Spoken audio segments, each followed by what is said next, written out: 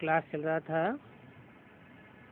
17 फरवरी 1967 की रात्रि क्लास। बात चल रही थी कोई की तकदीर ऐसी होती है जो दैवी गुण धारण नहीं कर सकते।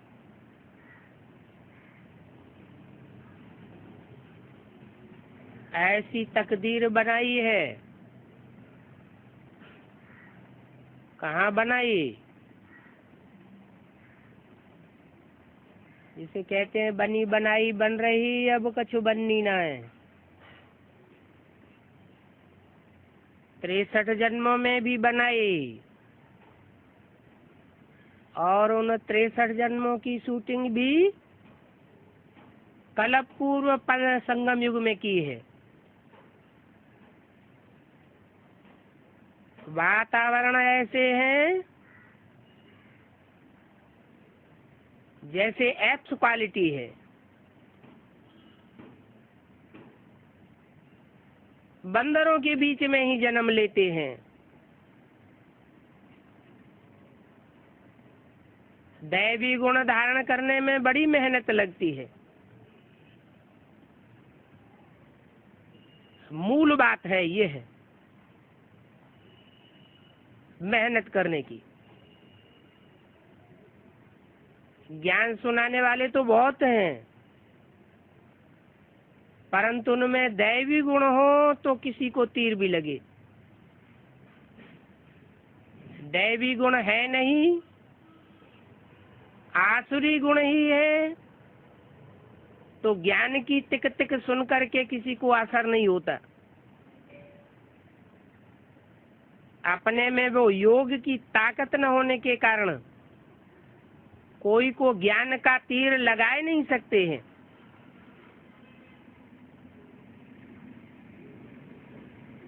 देवताओं के गुणों की महिमा तो गाते हैं। सर्वगुण संपन्न 16 कला संपूर्ण संपूर्ण अहिंसक मर्यादा पुरुषोत्तम, परंतु ये नहीं जानते हैं कि गुण धारण कौन करावेगा। जो अवगुण वाले देवता, जो गुण वाले देवता थे, अभी अवगुण वाले मनुष्य बन गए हैं, उनको गुण कौन धारण करावेगा? बाप बैठे बच्चों को समझाते हैं। सत्युग में तो जो भी कर्म होते हैं वो अकर्म हो जाते हैं। क्यों अकर्म हो जाते हैं? सत्युग में कर्म तो करते हैं, बुरे कर्म तो नहीं करते, अच्छे कर्म ही करते हैं। सत्य युग है तो सच्चे कर्म ही करेंगे, झूठ कर्म तो नहीं करते होंगे। लेकिन अकर्म क्यों बन जाते हैं? आत्मिक स्टेज होती है। यहाँ हमारी देवान की स्टेज है, इसलिए कर्म विकर्म बन जाते हैं। अच्छे कर्मों का ज्ञान ही नहीं है।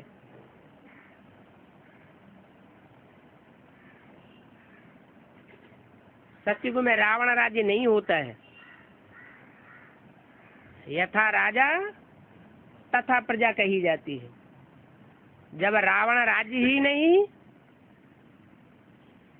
तो राजा पाप कर्म करने वाला नहीं होगा, तो प्रजा भी पाप कर्म करने वाली नहीं बनती। यहाँ जो भी कर्म है वो विकर्म बन जाते हैं। क्यों बन जाते हैं? क्योंकि रावण राज्य है। यथा राजा तथा प्रजा को बनना पड़ता है। गीता में अक्षर बिल्कुल ठीक है, सिर्फ कल्प की आयु लंबी कर दी है और 84 लाख योनियां दिखाई दी हैं। पहले पहले बाप की महिमा सुनानी चाहिए, और लंबी चौड़ी ज्ञान की टिक टिक करने से फायदा नहीं। कोई की भी बुद्धि में बाप का परिचय बैठ जाएगा तो सब बातों को आसानी से धारण करेगा। फादर को कब सर्वव्यापी नहीं कहा जाता है?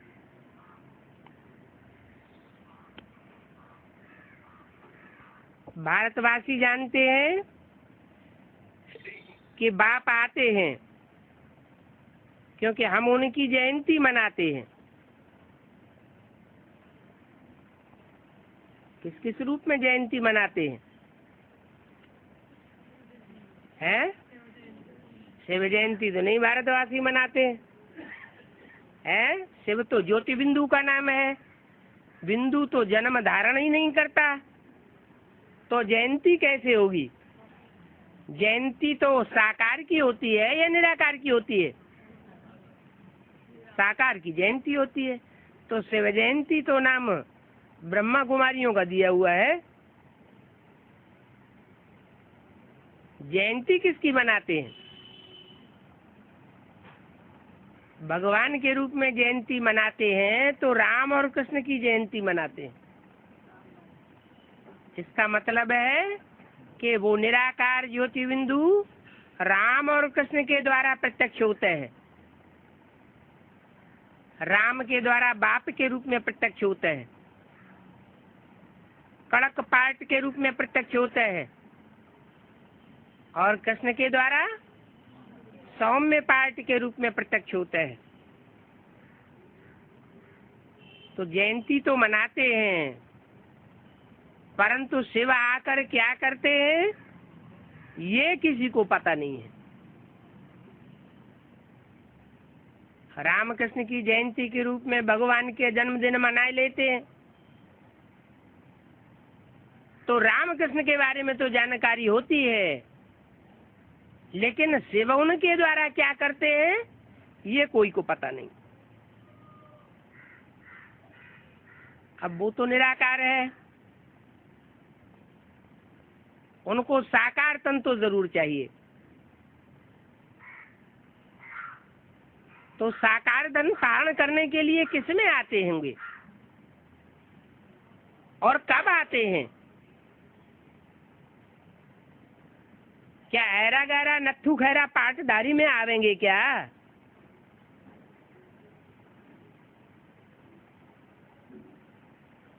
बताते तो हैं कि ऊंचते ऊंच बाप ऊंचते ऊंच में प्रवेश करते हैं,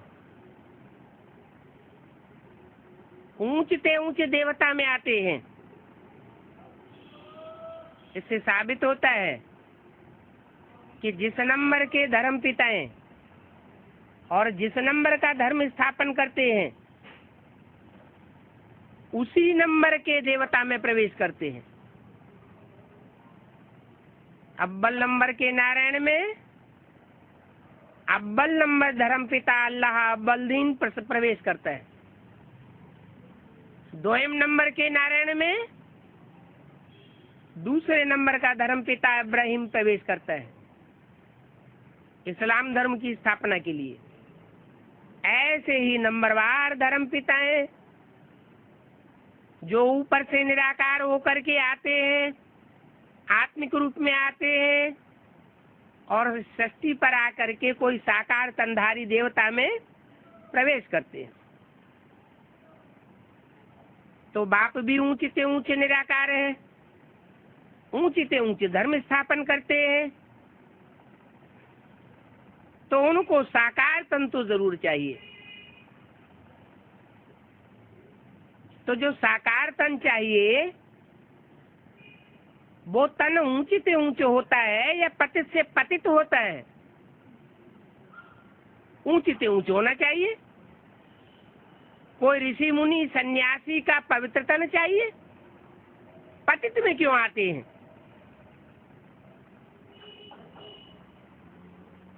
पतित में आना चाहिए या ऊंचे ऊंचे किसी ऋषि के तन में आना चाहिए?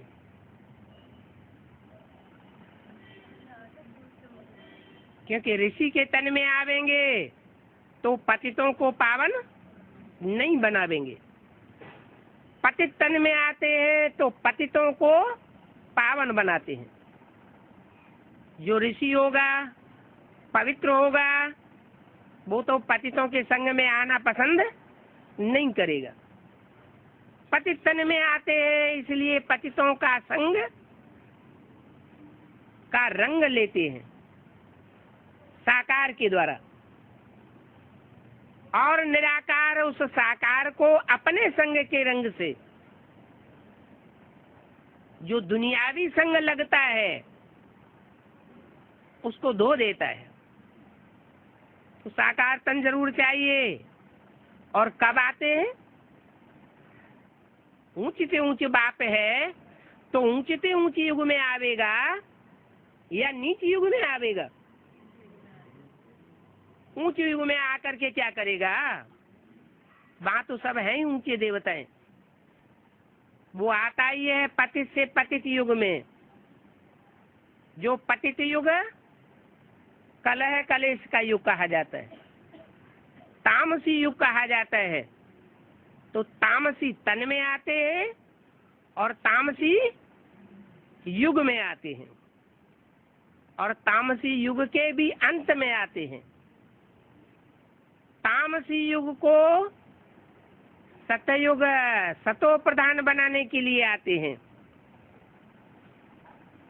बाप तो है पतित पावन, उनका गायन है पतितों को पावन बनाने वाला। पावन को आकर के पावन बनावे तो कोई बड़ी बात नहीं, सुधरे हुए को आकर के सुधारे तो कोई बड़ी बात नहीं। बड़ी बात तब है कि वो से गिरी हुई सृष्टि में आकर के गिरी हुई दुनिया को, गिरी हुई आत्माओं को ऊंचा उठा करके जाता है। नई दुनिया की स्थापना करते हैं। लौकिक में भी कोई बाप पुराना मकान नहीं बनाते हैं। पुराने मकान की तो रिपेयर की जाती है। तो इस पुराने मकान की रिपेयरिंग करने के लिए जो देहधारी धर्म पिताएं हैं वही काफी है। वो रिपेयरिंग करते हैं, नई दुनिया नहीं बनाते। बाप आते हैं तो सारे सृष्टि रूपी मकान को नया बना करके जाते हैं। एक धर्म की स्थापना कर और सब पुराने धर्मों का विनाश कराए देते हैं। पुरानी दुनिया में तो जरूर पुराने धर्म होंगे। धर्म के नाम पर दतिंग फैलाने वाले सब अधर्म बन जाते हैं। उन अधर्मों का विनाश करके और एक सद्धर्म की स्थापना करके जाते हैं। तो आते ही तब है जब इस दुनिया में बहुत धर्म फैल जाते हैं। तो अनेक धर्मों का विनाश और एक सद्धर्म की स्थापना। तो सद्धर्म की जो स्थापना करते हैं, उस सद्धर्म में सच्ची धारणाएं धारण करने वाले जो देवताएं हैं, उनको वर्षा जरूर चाहिए। कौन सा वर्षा? कोई बाप अपने बच्चों के लिए दुख का वर्षा देना चाहता है क्या? भक्ति मार्ग में कहते हैं तू ही सुख देता है, तू ही दुख देता है। लेकिन भगवान तो सुख का सागर गाया हुआ है, दुख का सागर नहीं गाया हुआ है। जो सुख का सागर बाप है, जरूर आकर के सुख का वर्षा देंगे और इसी जीवन में देंगे। ऐसे नहीं कि मृत्यु हो जाए उसके बाद स्वर्ग मिलेगा, नहीं। जयंती मनाते हैं बाप की, तो जयंती माना जय जयकार। जय जयकार आत्मा तब ही करती है जब कुछ प्राप्ति होती है जीवन में, और जीवन ही नहीं रहा तो प्राप्ति का सवाल भी नहीं रहा। तो इस जीवन में ही आते हैं, कलयुग के अंत में आते हैं और कलयुगी नार की आत्माओं को आकर के स्वर्ग का वर्षा देते हैं। नरक के बीच स्वर्ग का वर्षा दे करके जाते हैं। ये नरक की दुनिया भी होती है, और नरक की दुनिया के बीच जो बाप के बच्चे होते हैं 84 जन्म लेने वाले वो स्वर्ग का अनुभव करते हैं।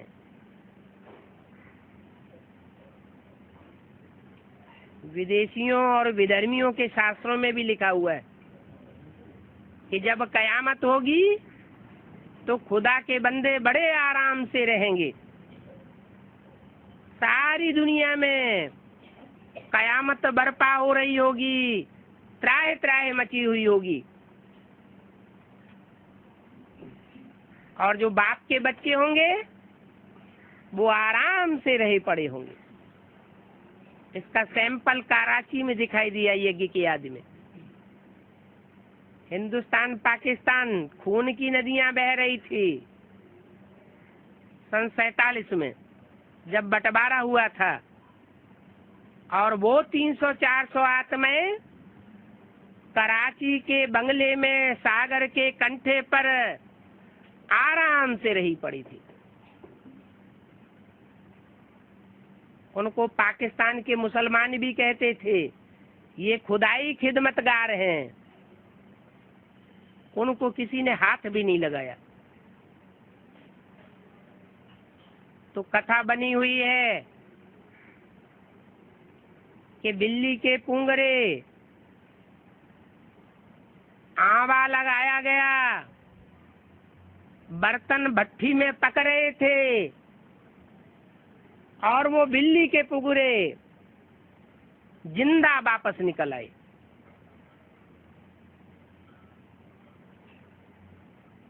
तो भगवान भाग्य बांट करके जाता है अपने बच्चों को। बाकी उनको वो भाग्य मिलता है जो भगवान की श्रीमत को पहचानते हैं, भगवान को पहचानते हैं और उनकी मत पर चलते हैं। पहचानते नहीं है तो मत पर चलते भी नहीं है। कोई न कोई दूसरों की बातों में आ जाते हैं, और जिनकी बातों से प्रभावित हो जाते हैं फिर उनकी प्रजा बनते हैं, दूसरे धर्म में कन्वर्ट हो जाते हैं। ऐसे दूसरे धर्म में कन्वर्ट होने वाली जो ब्राह्मण सो देवता आत्माएं बनती है, उनके फिर जन्म ही कम हो जाते हैं। कच्ची कन्वर्ट होने वाली ब्राह्मण सो देवता बनने वाली आत्माएं द्वापर युग से दूसरे धर्मों में कन्वर्ट होती जाती हैं। भारतवासियों को धोखा दे जाती हैं। भारतवासियों की जनसंख्या कम होती चली जाती है और दूसरे धर्मों की जनसंख्या बढ़ती चली जाती है। तो भारतवासी जो पक्के हैं उनको वो भगवान का वर्षा मिलता है। इस चक्र पर समझाना बहुत सहज बात है। बोलना चाहिए अभी स्थापना हो रही है। नई दुनिया की स्थापना स्वयं भगवान आकर के कराए रहे। पहले स्थापना होती है, नई दुनिया का नया संगठन बनता है, फिर पुरानी दुनिया का विनाश होता है। इस पुरानी दुनिया में ढेर संगठन हैं, ढेर मतों पर चलने वाले हैं। जैसे रावण के 10 सिर संगठित होकर के काम करते हैं। एक रूपक बनाए दिया है रावण का। 10 सिर वाला रावण, 10 मतें देने वाला रावण। ऐसे इस दुनिया में अनेकों मतें फैली हुई हैं। उन अनेकों मतों को त्याग कर एक श्रेष्ठ से श्रेष्ठ मत को जो अपनाते हैं, उस एक बाप को पहचानते हैं, वो उस बाप का ऊंचे से ऊंचा वर्षा प्राप्त करते हैं। तुम बच्चों को अंदर में शिव बाबा करते रहना चाहिए। बाहर से बोलने की दरकार नहीं है, अंदर में गदगद होना है। बाबा अक्षर बहुत मीठा है, क्यों? चाचा नाना काका ताऊ अक्षर बहुत मीठा क्यों नहीं है? हैं? बाबा, बाप नहीं बोला, बाबा अक्षर बहुत मीठा है। मीठा और कड़ुआ तब होता है जब साकार में आता है। वो शिव बाप जो निराकार ज्योति बिंदु का नाम है शिव, वो कोई साकार संधारी में आता है और माँ बन करके मीठा मीठा ज्ञान की लोरी देता है। वो लोरी सब धर्म की आत्माओं को बड़ी प्यारी लगती है। वो ब्रह्मा की रहबरी में हर धर्म की आत्मा उस गोद में पलती है, प्यार लेती है, दुलार लेती है। भले आसुरी बच्चे ब्रह्मा की गोद में पलने वाले ब्रह्मा का ही हाथ फेल करने वाले क्यों न हो, बिच्छू टिंडन जैसे बच्चे क्यों न हो, लेकिन वो सब प्यार की पालना लेने के अधिकारी बनते हैं।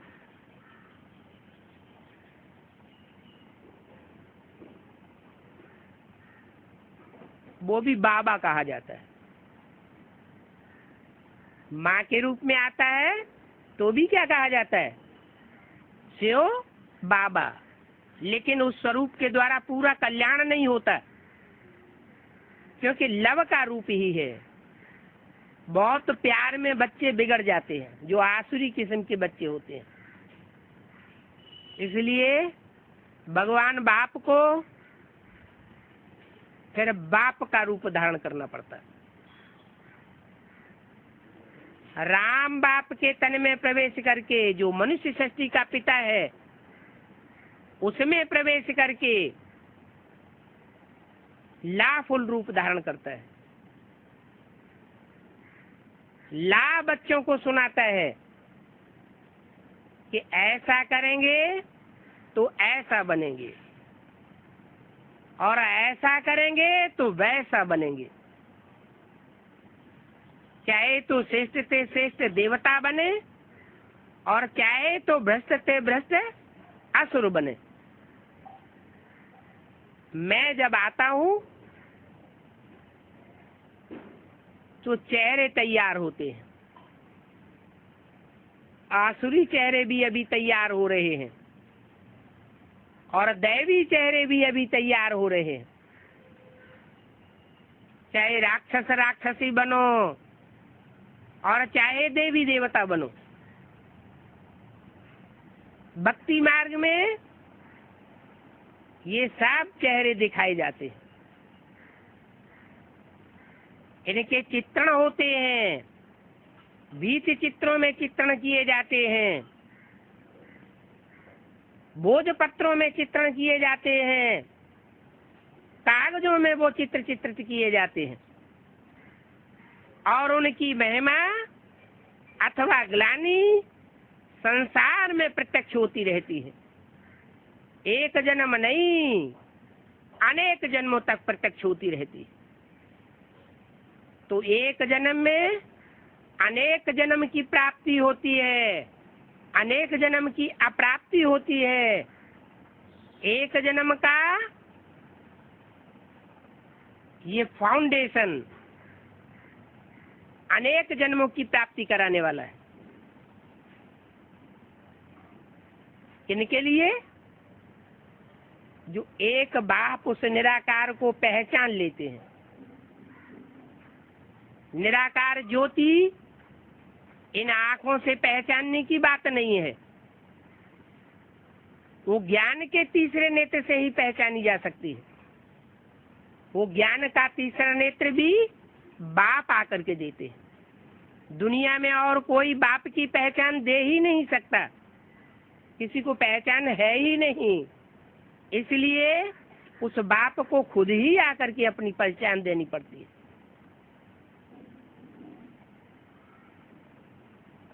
जो जन्म जन्मांतर के नजदीकी पार्ट बजाने वाले बच्चे रहे होंगे, वो उसे पहचानते हैं पूर्व जन्मों के संस्कारों के अनुसार। और जो नजदीकी नहीं रहे होंगे, दूसरे धर्म पिताओं के नजदीक ही रहे होंगे, वो उस बाप को पहचान नहीं पाते, क्योंकि दोगले बच्चे हो जाते हैं।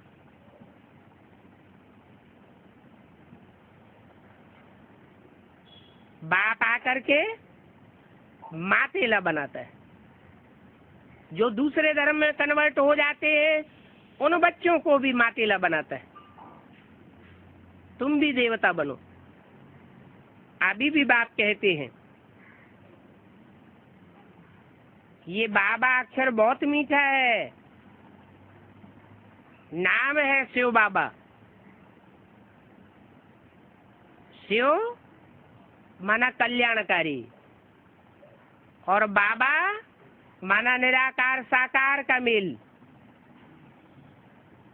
ब्रह्मा के द्वारा बाबा तो बनता है, प्यार तो देता है, लेकिन सारी सृष्टि का कल्याण नहीं होता है। लेकिन राम बाप के तन में जब प्रवेश करके संसार में प्रत्यक्ष होता है तो सारी सृष्टि का कल्याण होता है। इसलिए वो मुकर्रर रथ गाया हुआ है। बाप आकर के स्वर्ग की स्थापना करते हैं बाप के रूप में। माँ के द्वारा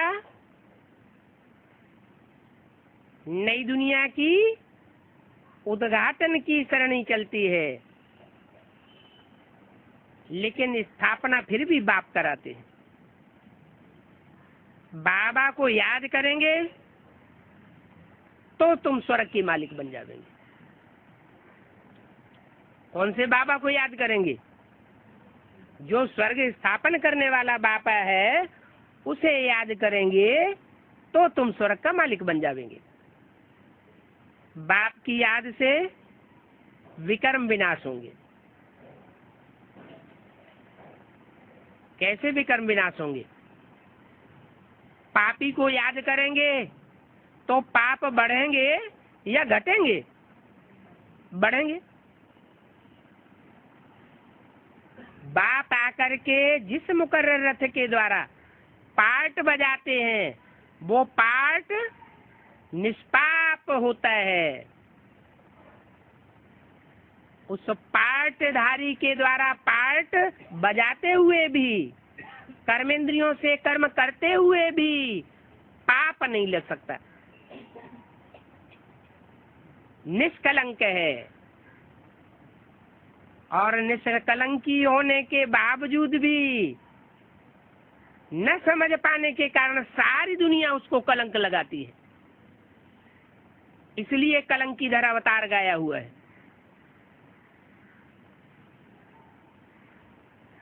इसलिए बोला कि ऐसे निष्कलंकी बाप की याद करने से तुम्हारे पाप कर्म भस्म होंगे। भारत पहले भी सतो प्रधान था। पहले सतो प्रधान था, अभी तमो प्रधान बना है। कौन के संग के रंग से तमो प्रधान बना? अनेक देहधारी धर्म पिताएं आए और उनके फॉलोअर्स आए। उन अनेकों के संग के रंग से तामसी बन गया। शूटिंग पीरियड में भी ऐसे होता है। राम आखिरी में क्या बन जाता है? रावण बन जाता है। राम ही रावण बनता है तो उस रावण को राम कौन बनाता है?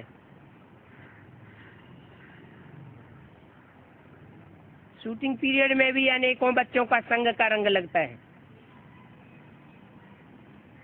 जैसे अव्यक्त बाप दादा ने बोला, बाप दादा बच्चों के लिए रुके हुए हैं, नहीं तो बाप दादा का ऐसा पुरुषार्थ है तीव्र कि चाहे तो वापस जा सकते हैं। लेकिन प्रवृत्ति मार्ग की स्थापना होनी है, इसलिए बच्चों के बगैर वापस नहीं जा सकते। बच्चों को साथ लेकर के जाना है, पतित से पावन बना करके जाना है, इसलिए बच्चों के संग के रंग में रंगना पड़ता है। संग का रंग लगता है तो आत्मा नीचे गिरती है। हर जन्म मरण के चक्र में आने वाली आत्मा को संग का रंग लगता है, चाहे वो रामकृष्ण की आत्माएं ही क्यों न हो। लेकिन द्वापर कलयुग के ब्रॉड ड्रामा में शिव सुप्रीम सोल साकार में प्रवेश नहीं होता, इसलिए वहां नीचे ही गिरना होता है। और संगम युग में क्या अंतर पड़ता है? संगम युग में वो साकार में प्रवेश करके पार्ट बजाता है। अगर खुदा न खास्ता प्रवेश न भी करे तो भी वो जो याद है, वो याद की स्टेज से उस बाप को खींच करके वो रामकृष्ण की आत्माएं जल्दी से जल्दी पावन बन जाती है, क्योंकि उनका तीव्र पुरुषार्थी बनने का अभ्यास हो जाता है पक्का। तो अभी जो भारत तमो प्रधान बना है, उसको सतो प्रधान बनाने के लिए सत्य का संग लग रहा है। इस दुनिया में सब झूठे हैं, कोई सच्चा साथी नहीं है। एक शिव बाप है जिसे दूसरे धर्मों में भी गाया जाता है, गॉड इज द ट्रुथ, सत्य को बाप कहा जाता है। वो सत्य परमात्मा बाप आते हैं तो झूठ को सत्य बनाते हैं, झूठ खंड को सत्य खंड बनाते हैं। भारत अभी झूठ खंड बन गया। ऐसे झूठ खंड भारत को सच खंड बनाने वाला बाप आया हुआ है, अभी स्थापना कर रहे हैं। क्या स्थापना कर रहे हैं? जो सच्चा संगठन है, सच्चा संगठन रूपी किला है, वो तैयार कर रहे हैं। बेहद का वर्षा दे रहे हैं, हद के वर्षे की बात नहीं है। बाबा कहते हैं अब मुझे याद करो, तो ये बेहद का वर्षा मिलेगा। भगवान को सब याद तो जरूर करते हैं, चाहे कोई भी धर्म की आत्माएं हो, सब याद करते हैं। इसका मतलब भगवान से सब को प्राप्ति हुई। नंबरवार पुरुषार्थ अनुसार जितना जिसने पहचाना और जितना जिसने पुरुषार्थ किया, वैसी वैसी उसको प्राप्ति हो जाती है। वो प्राप्ति के आधार पर ही सब याद करते हैं। कोई चीज अनुभव में आती है, सुखदाई चीज होती है, सुखदाई व्यक्ति होता है, तो वो याद आता है। रावण को दुनिया में कोई नहीं याद करता, और भगवान को सब याद करते हैं। तो जरूर भगवान से पहले कभी प्राप्ति हुई है। ऐसी प्राप्ति दुनिया में और कोई मनुष्य मात्र से नहीं हुई है जितनी भगवान से हुई है, इसलिए सारी दुनिया याद करती है। लौकिक बाप तो कभी नहीं कहेंगे कि मुझे याद करो। वर्षा तो लौकिक बाप से भी मिलता है, तो भी बच्चे लौकिक बाप को याद करते हैं। और यहाँ भी पारलौकिक बाप से वर्षा तो सबको मिलता है, लेकिन बाप को बार बार कहना पड़ता है क्या, मुझे याद करो। और बच्चे ऐसे स्वार्थी हैं कि वर्षा लेने के बाद फिर 2500 साल तक बिल्कुल याद ही नहीं करते। है ना वंडरफुल बात। लौकिक बाप जिससे एक जन्म का वर्षा मिलता है उस बाप को याद करते हैं, लौकिक बाप को कहना भी नहीं पड़ता। और यहाँ पारलौकिक बाप बार बार कहते हैं, क्या कहते हैं, मुझे याद करो।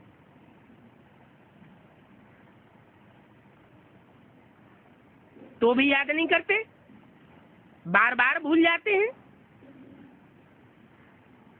बाप पहचान ही देते हैं। माँ बाप के सिवाय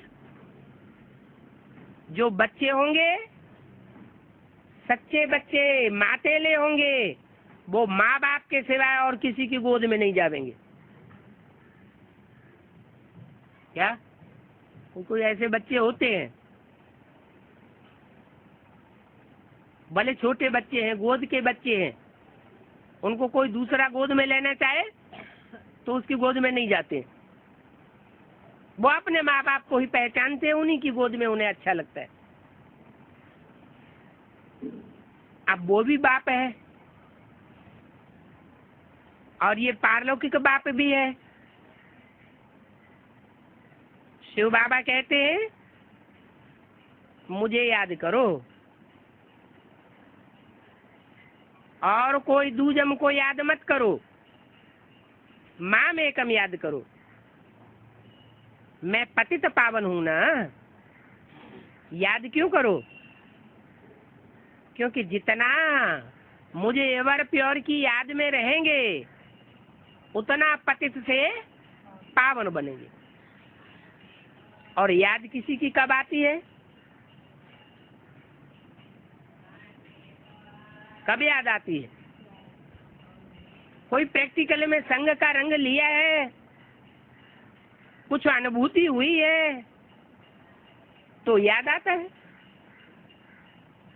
ऐसे ही कोई थोड़े याद आता है। जैसे इन आंखों से किसी को देखा तो आंखों से जो भी देखी हुई चीज है, व्यक्ति है, वो याद आता है।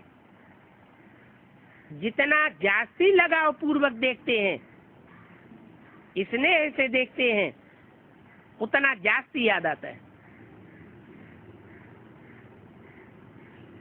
और जितना किसी को घृणा से देखते हैं उतना कम याद आता है। जिससे नफरत पैदा हो जाती है उसे कोई याद नहीं करना चाहता, और जिससे प्यार पैदा हो जाता है वो न चाहते हुए भी बार बार याद आता है। तो बाप कहते हैं मुझे याद करो, कहते नहीं है सिर्फ, अपनी पहचान भी देते हैं। बाप की पहचान बाप के सिवाय और कोई दूसरा दे नहीं सकता, इसलिए बाप अपनी पहचान देने के लिए भी बांधा हुआ है।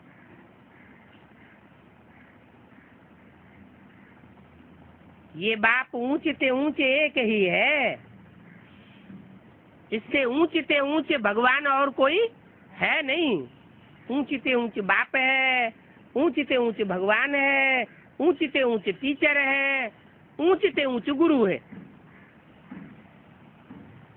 इतना ऊंचा होते हुए भी बच्चों की बुद्धि दूसरी तरफ कैसे चली जाती है?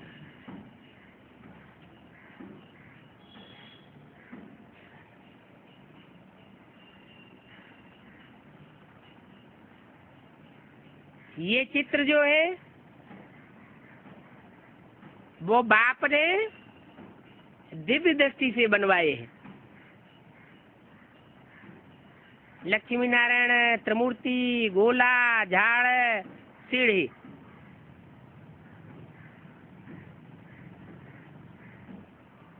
उनके डायरेक्शन से बन रहे हैं।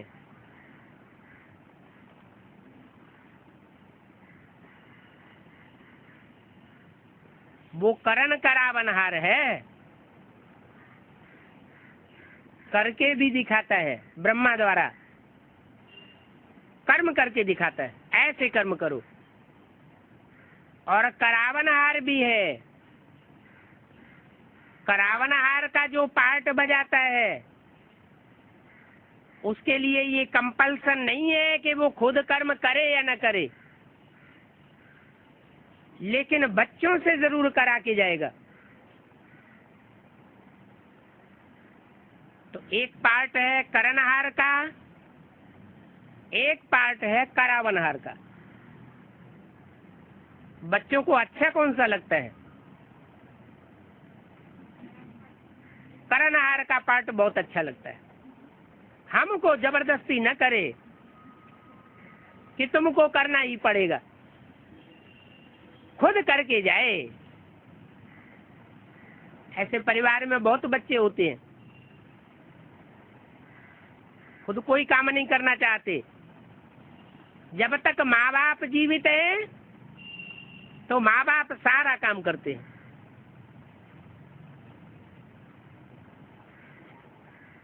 बच्चे निठल्ले होके बैठे रहते हैं, अरे हमारा बाप जिंदा है, हमको अभी क्या दरकार। जो अच्छे बच्चे होते हैं परिवार में, वो माँ बाप को शुरू से ही सहयोग देते हैं, सहयोग देते हैं और अंत तक सहयोगी बनकर के रहते हैं। यहाँ बाप करनहार का भी पार्ट बजाते हैं ताकि बच्चे प्रैक्टिकल कर्मों को करते हुए देख करके समझें कि हमें कैसे कर्म करना है। ब्रह्मा के रूप में करनहार का पार्ट बजाते हैं ताकि बच्चों की समझ में आए कि ब्रह्मा ने जैसे कर्म किए हैं वैसे हमको भी कर्म करना है। ब्रह्मा आचारी बन करके रहना है। कर्म करना माने आचरण करना। कैसे आचरण करना? जैसा ब्रह्मा ने आचरण किया है ऐसा ही बच्चे भी आचरण करें, दूसरा कोई आचरण न करें। क्योंकि किया हुआ देख करके, समझ करके फॉलो करना, कर्म करना आसान हो जाता है। इसलिए पहले करनहार का पार्ट बजाते हैं। फिर जो बच्चे नहीं करते हैं, खुद नहीं करते हैं, माँ बाप ही सब कुछ करते रहते हैं, बच्चे नहीं करते, तो ऐसे ढीठ बच्चों को कराने के लिए फिर बाप को सख्त रूप धारण करना पड़ता है। राम बाप के तन में आकर के वो कराता है, खुद नहीं करता। वो करावनहार का पार्ट है, खुद करे या न करे ये कोई कंपल्सन नहीं है। तो सहज कब था और फिर मुश्किल कब हो जाता है?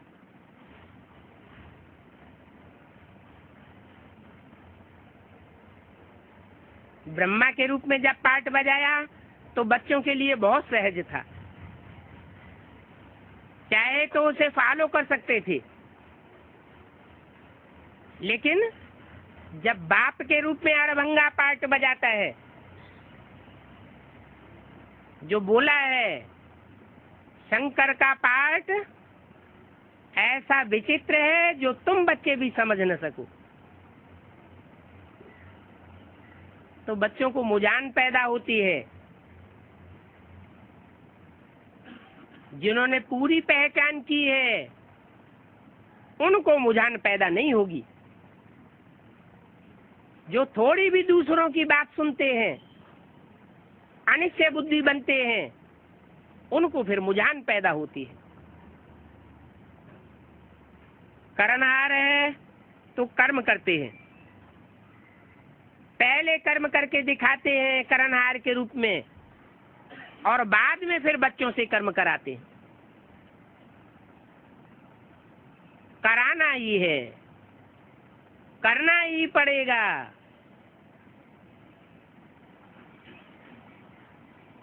मजबूर कर देते हैं कर्म करने के लिए।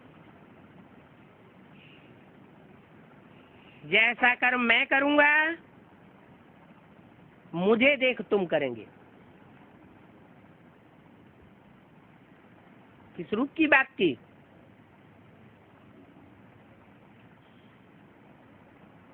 ब्रह्मा के रूप की बात की कि ब्रह्मा के रूप में जैसा मैं कर्म करूंगा वैसे ही तुम बच्चे भी करेंगे। तो तुम बच्चों को भी फिर औरों को सिखलाना पड़े, ब्रह्माचारी बनना पड़े, ब्रह्मा का आचरण करना है, ब्रह्मा को फॉलो करना है। कोई मुरली में ऐसे नहीं कहा कि शंकर को फॉलो करना है। शंकर को फॉलो करेंगे तो मुझ पड़ेंगे। भक्ति मार्ग में भी कहते हैं कि गुरु जो डायरेक्शन दे वो डायरेक्शन फॉलो करना है। माना गुरु जो कहे वो करना है, लेकिन गुरु जो करता है उसे फॉलो नहीं करना है। तो शंकर के द्वारा वो सुप्रीम सोल गुरु का पार्ट बजाता है, सदगुरु का पार्ट बजाता है। तो कोर्टों में कोई जो कहा जाता है वो अभी की बात है। ब्रह्मा ने जो कर्म करके दिखाया उस कर्म को फॉलो करने वाले भी कोर्टों में कोई निकले। और अभी भी जबकि अड़भंगा पार्ट बजाता है उसको फॉलो करने वाले भी कोर्टों में कोई और फिर कोई में से कोई निकलते।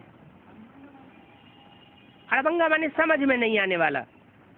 जैसे महाकाली का पार्ट, महाकाली का पार्ट बुरा है या अच्छा है?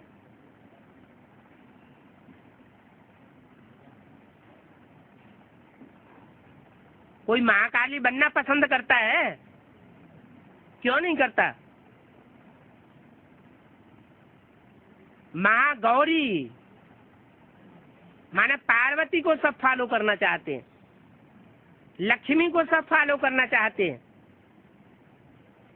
महाकाली क्यों नहीं बनना चाहते? हाँ, भयंकर है तो किस रूप में भयंकर है? भयंकर होते हुए भी कल्याणकारी है या अकल्याणकारी है? हैं? हाँ, कल्याणकारी है, लेकिन समझ में ना आने के कारण अड़भंगा पार्ट बजाती है। तो जैसे महाकाली है वैसे महाकाल भी है। तो राजाई पद पाने में बहुत मेहनत लगती है, सबके बस का नहीं है कि सब राजाई पाए जावे। कोई बात में मुझ पड़ो तो दूसरों को बताना चाहिए कि हमको शिव बाबा ने अभी बताया नहीं है। ऐसे नहीं कि उल्टा सुल्टा बोल देना चाहिए। सदगुरु की निंदा करने लग पड़ना चाहिए नहीं। उसके लिए तो बोला है सदगुरु निंदक ठौर न पावे। जब विनाश का टाइम होगा तो ऐसे विनाश के मजबूरी के टाइम में जो ग्लानि करने वाले बच्चे हैं वो बाप के पास ठौर नहीं पा सकेंगे। विनाशी धर्म खंडों में जाकर के उनको सेवा करनी पड़ेगी, हाहाकार के बीच में जाकर के उनको सेवा करनी पड़ेगी। और ग्लानि का जो 100 गुना पाप चढ़ाया है उस पाप से ऐसी मजबूरियों के टाइम में मुक्त होना पड़ेगा। तो कोई बात में मुझ हो तो पूछ सकते हो। दूसरों को भी कहना चाहिए, हमें शिव बाबा ने अभी समझाया नहीं है। हम पूछ करके बता सकते हैं। पढ़ तो रहे हैं ना, पढ़ाई पूरी तो नहीं हुई है। पढ़ाई के लिए तो गए है, जब तक जीना है तब तक पीना है, इस बात में जीना है। क्या शरीर छोड़ने की बात है? जब तक जीना है का मतलब क्या शरीर छोड़ने की बात है? नहीं, जब तक देहभान है तब तक ज्ञान जल पीना है। देहभान छूट जाएगा तो संपूर्ण ब्राह्मण सो देवता बन जाएंगे। उस समय पढ़ाई पढ़ने की बात नहीं रहेगी। सीढ़ी का चित्र तो बहुत अच्छा है। कैसे हम 84 जन्म लेते हैं,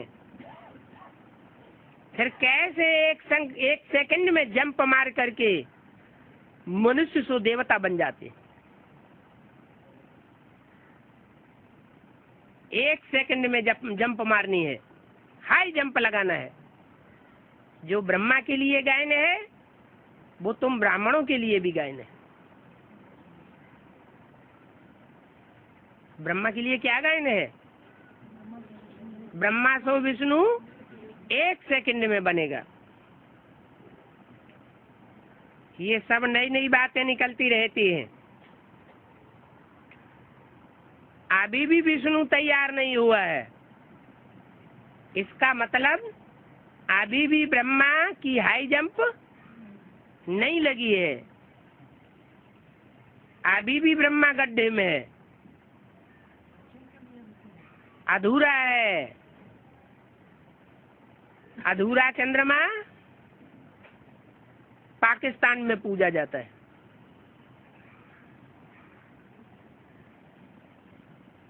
और भारत में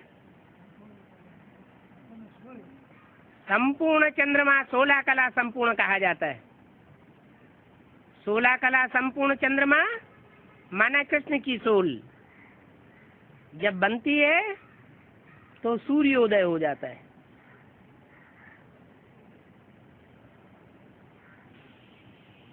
पूर्णमासी की रात होती है तो एक तरफ सूर्योदय होता है और दूसरी तरफ चंद्रमा अस्त होता है। कोई कहते हैं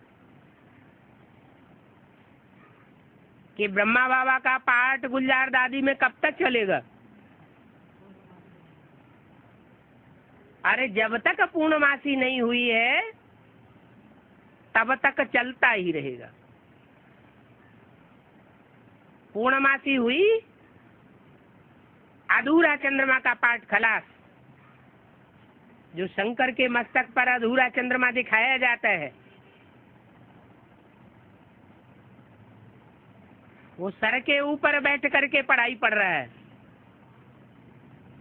जरूर सिकीलदा बच्चा है, उस बच्चे में आस है बाप की, वो पढ़ाई पूरी होती है और सारी दुनिया का कल्याण हो जाता है। एक के पतित बनने से सब पतित बन जाते हैं और एक के पावन बनने से सब पावन बन जाते हैं। इतना मदार है उस आत्मा के ऊपर।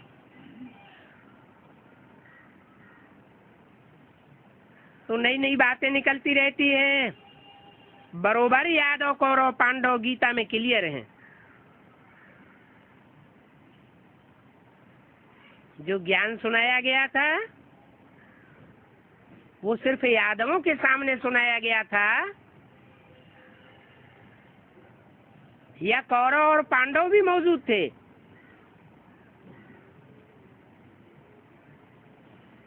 गीता ज्ञान किसके सामने सुनाया गया?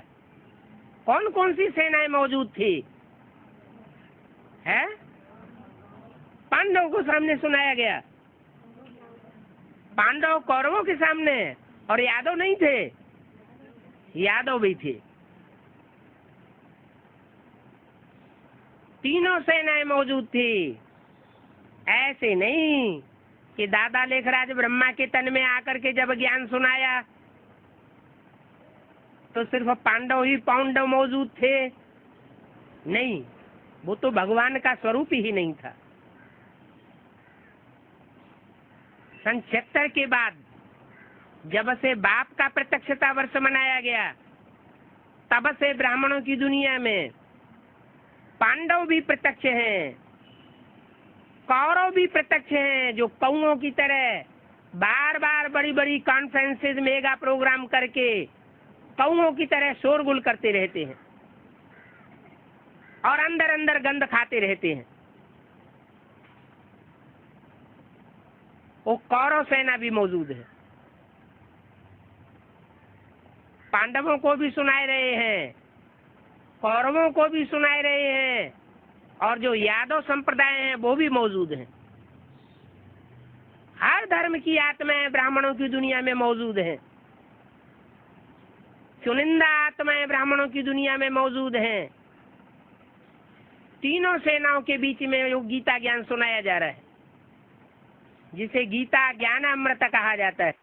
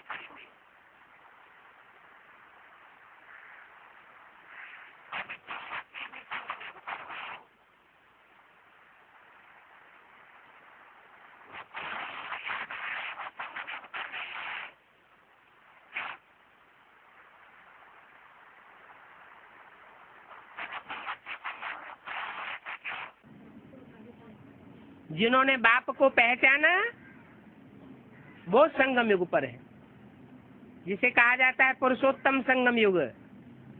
और जो बाप को पहचानते ही नहीं, तो उनके लिए संगम युग भी नहीं, वो पुरुषोत्तम बनते भी नहीं, 84 जन्म लेने वाले पक्के देवता बनते भी नहीं, निष्कष्ट कम कलाओं वाले देवताएं बनकर के रह जाते हैं,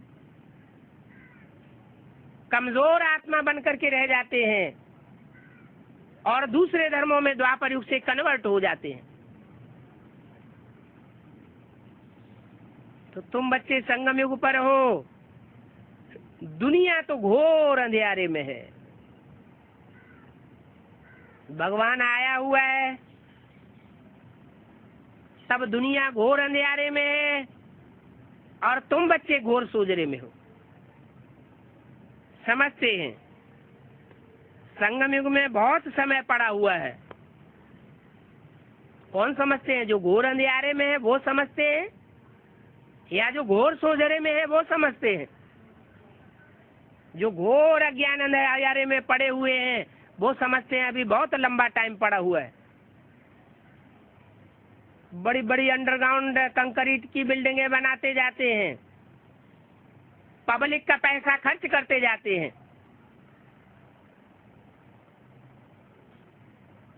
बल भगवान बाप का आदेश है कि अभी प्रॉपर्टी बनाने का टाइम नहीं है, अभी प्रॉपर्टी नहीं बनानी है, माने मकान दुकान बनाना नहीं है, किराए पर काम चलाते रहो। लेकिन जिन ब्राह्मणों की बुद्धि में ये बात नहीं बैठती है, चाहे वो ब्राह्मण बेसिक पार्टी के हो या एडवांस पार्टी के हो, क्योंकि एडवांस पार्टी में भी यादव और कौरव भरे पड़े हैं, तो वो मिट्टी में पैसा बहाते रहेंगे। उस पैसे को, उस धन को ईश्वरीय सेवा में लगाने वाले नहीं हैं, उनकी तकदीर में ही नहीं है। तो बोला तुम बच्चे अभी संगम युग पर हो और सारी दुनिया अंधियारे में है। वो समझते हैं अभी संगम, अभी तो दुनिया में बहुत समय पड़ा हुआ है, तो बड़े बड़े भवन बनाने में लगे हुए हैं।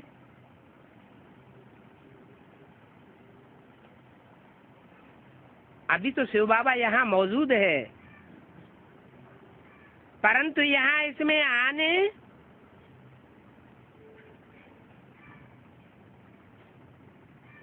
का तुमको पता पड़ा है। आगे शिव बाबा ने इस दुनिया को देखा होगा।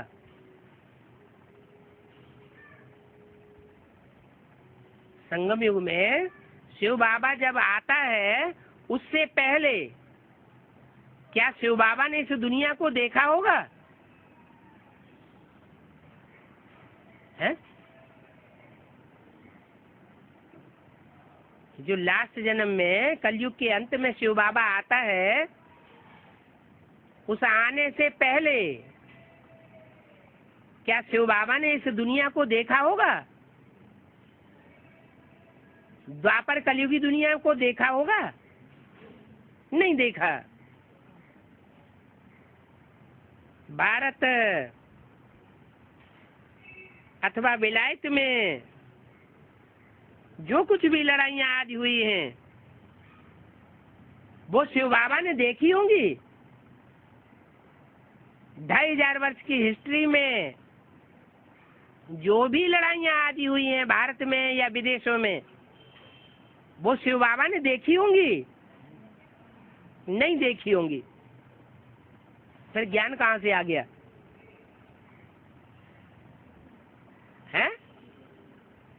हाँ, संगम युग में जब बाप आते हैं तो 5000 वर्ष के ड्रामा की शूटिंग कराते हैं।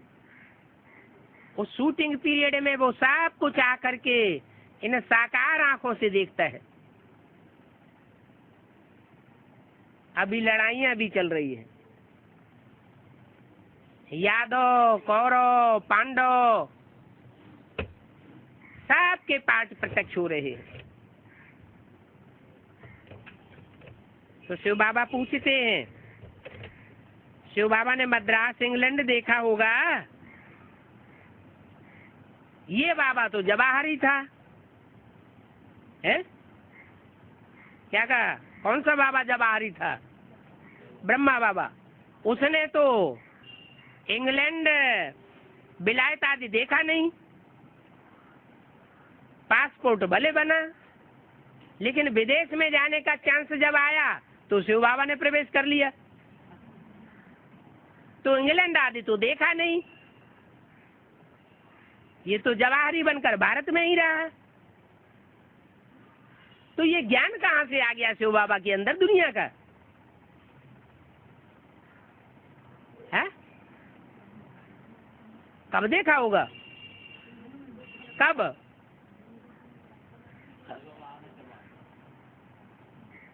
अरे ब्रह्मा में तो आकर के देखा नहीं, वो तो ब्रह्मा का शरीर भी छूट गया। जरूर शिव ने आकर के कोई मुकर्रर रथ में आकर के और सारी दुनिया घूम करके देखी होगी। कब? शूटिंग पीरियड में।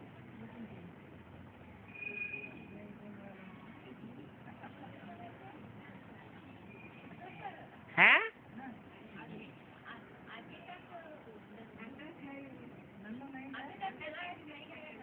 अभी तक नहीं गए, आगे भी जावेंगे नहीं, क्योंकि विश्व का बाप तो है नहीं, विश्व पिता तो बनेगा नहीं। विश्व पिता बनेगा या नहीं बनेगा? सारा विश्व उसे अपना बाप स्वीकार करेगा या नहीं करेगा? तो करेगा तो बच्चे बुलावेंगे नहीं? शिव बाबा ने देखा तो होगा ना। समझो मद्रास है अथवा बहुत से ऐसे शहर हैं, ये सब शहर शिव बाबा ने देखे हैं। जब ब्रह्मा तन में आते हैं तब देखते हैं। ब्रह्मा के तन में आए तो मद्रास तो गए नहीं। तो शिव बाबा ने देखा होगा क्या है? हाँ, ये इशारा दिया कि भले ब्रह्मा के तन में दुनिया को नहीं देखता है, लेकिन जो आने वाला मुकर्रर रथ का पार्ट है उसमें आकर के सारी दुनिया को देखता है। इस रथ में आने के पहले शिव बाबा ने ये दुनिया देखी होगी। इस रथ में माने ब्रह्मा के तन में। शिव बाबा तो निराकार है ना। इस रथ में आने से पहले तो वो निराकार था। वो निराकार कैसे देखेगा? कैसे देखा होगा? तो उस समय प्रश्न ये 3-4 लाइनों में पूछे, किसी की बुद्धि में नहीं आया क्या कि शिव बाबा को इस दुनिया की नॉलेज कैसे होती है और कब होती है? शिव बाबा ने आबू देखा था क्या? इसमें आने से पहले देखा था? इसमें आने से पहले तो देखा नहीं 2500 साल में। तो कब देखा था? हैं? मुरली में तो बोलते हैं आगे चल के सारा आबू ही खरीद करना पड़ेगा। तो ये ज्ञान बाबा में कहां से आया कि सारा आबू खरीद करना पड़ेगा? दूसरा कोई पहाड़ नहीं रह गया दुनिया में। ये नॉलेज कहां से आई कि एक ही पहाड़ दुनिया में ऐसा गहरा पहाड़ है जो ग्रेनाइट पत्थर का बना हुआ है? दुनिया में भूकंप आवेंगे, लेकिन इस पहाड़ पर भूकंपों का असर नहीं होगा। बाप के बच्चे आकर के यहाँ रहेंगे जो नई दुनिया में जावेंगे।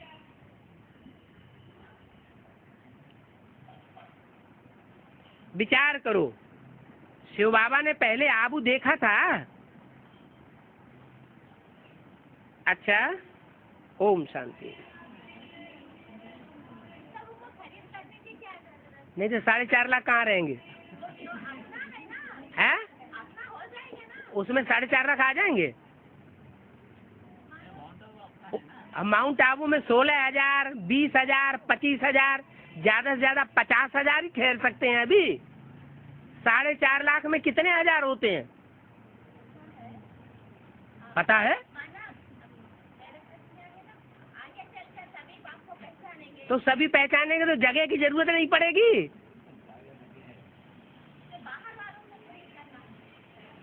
बाहर वालों से खरीद। जो आबू में रहे पड़े हैं उनसे कहेंगे तुम पैसा लो और जाओ ऑटो यहाँ से।